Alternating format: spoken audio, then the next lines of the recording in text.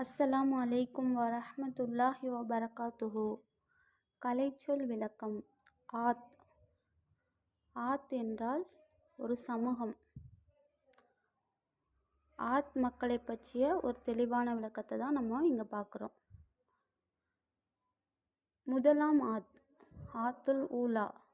ஆத் மக்கள் கிமு 2000 ஆண்டுகளுக்கு முன்பு, கிமு 2538 யமன் நாட்டின் கடற்கரை பகுதிகளில் வாழ்ந்த ஒரு அரபு பழங்குடி.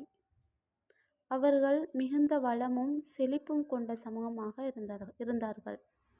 இவர்களுக்கு அல்லாஹ்வின் தூதராக ஹூத் அலைஹிஸ்ஸலாம் அவர்கள் நியமிக்கப்பட்டார்கள். ஆனால் அவர்கள் நம்பிக்கை கொள்ள மறுத்ததால் கடும் தண்டனைக்குரியவர்களாக இருந்தார்கள். வரலாற்றில் இவர்கள் முதலாம் ஆத், ஆத்துல் ஊலா என அழைக்கப்பட்டார்கள். இவர்களிலேயே ஈரம் கூட்டத்தாரும் இருந்தார்கள்.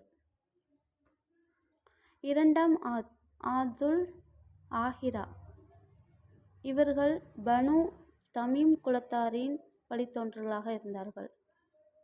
அவர்களது வம்சாவளி தமீம் பின் முர் பின் உத்து பின் தாபிகா பின் இல்யாஸ் பின் முலர் பின் நிசார் என தொடர்கிறது.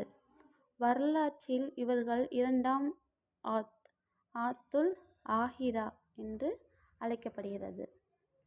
இதன் மூலம் நாம் புரிந்து கொள்ளக்கூடியது, ஆத் மக்கள் 2 பிரிவுகளாக இருந்தார்கள்.